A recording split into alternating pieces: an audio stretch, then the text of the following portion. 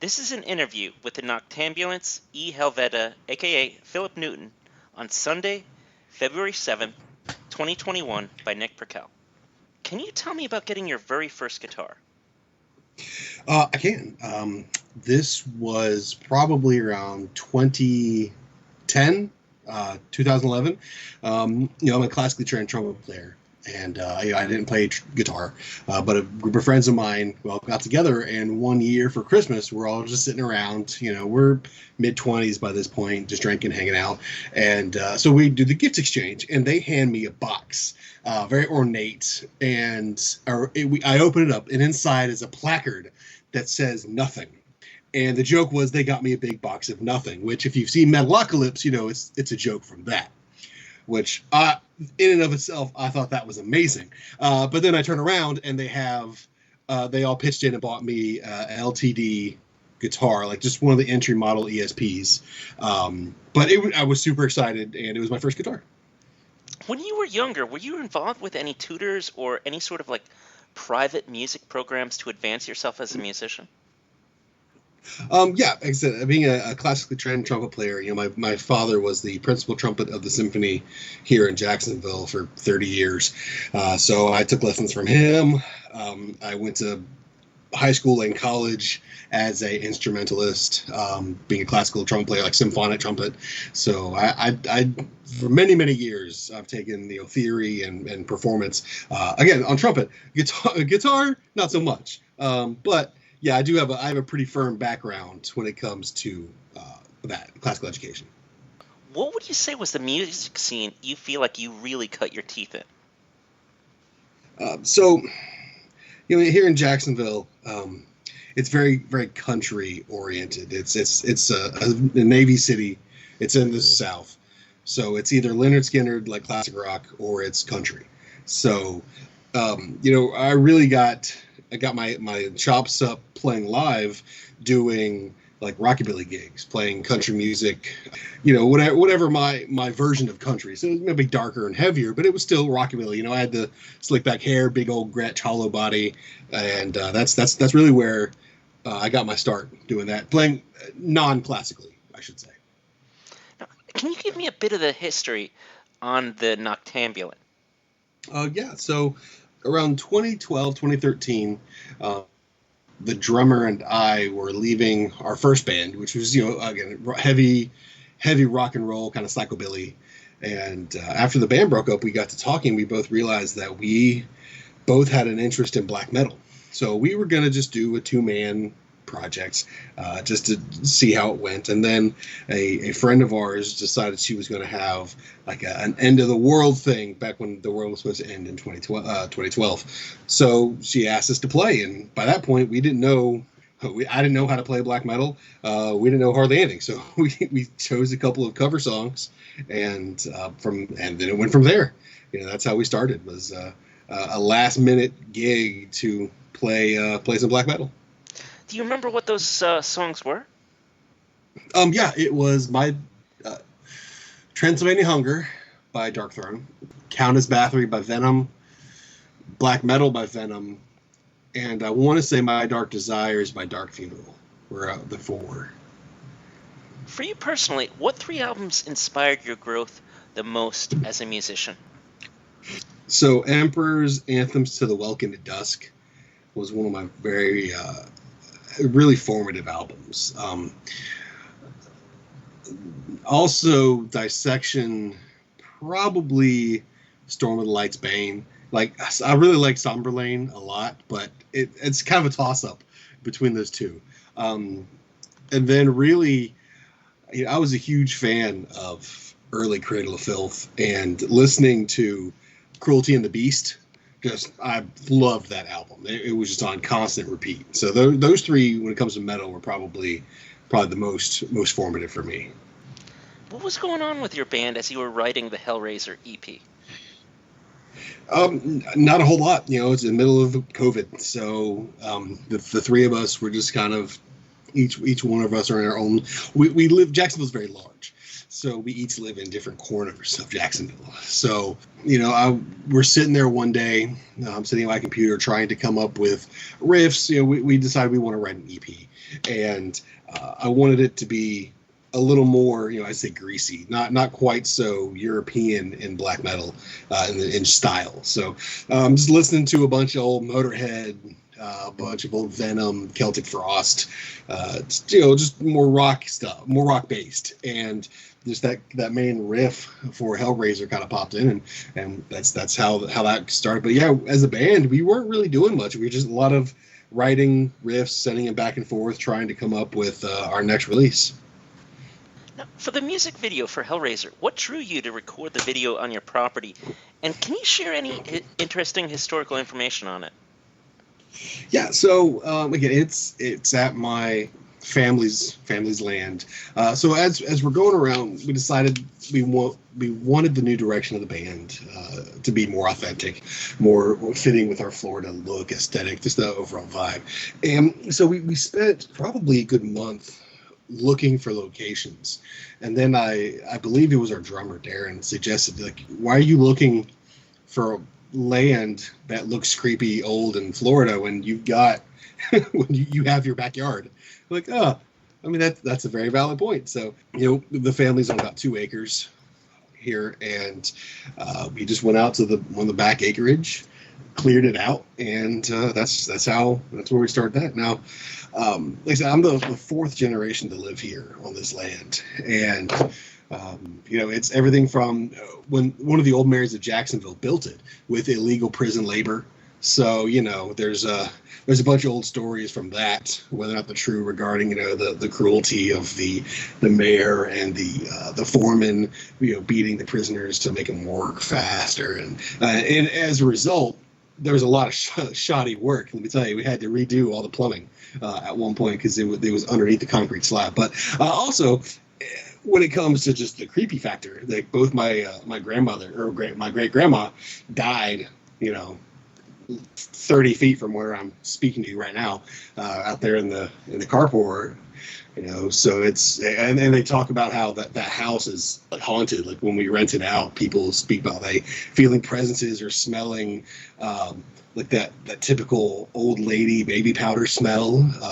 Like they talk about that, and that's like, yeah, that's we just say, that's where my grandma died. So it's it's a long, there's been a lot of history here. We've had this property for about 80 years, I think. So a lot's going on. And I guess, can you tell me about the studio you recorded this album at?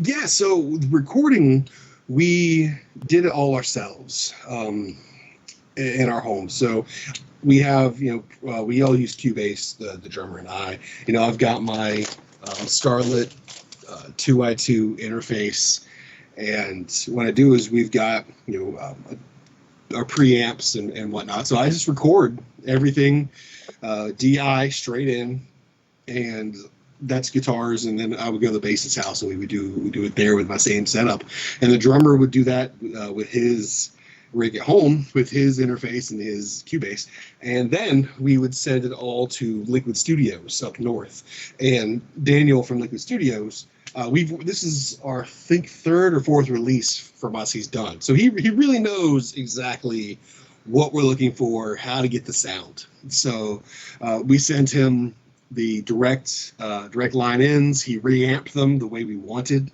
and we were able to really get a nice, thick, fat sound in keeping with the the COVID-19 protocols. We didn't. We were able to keep it all within social distancing, basically. So we're lucky that we were able to do it ourselves. But with technology the way it is, it was actually pretty easy.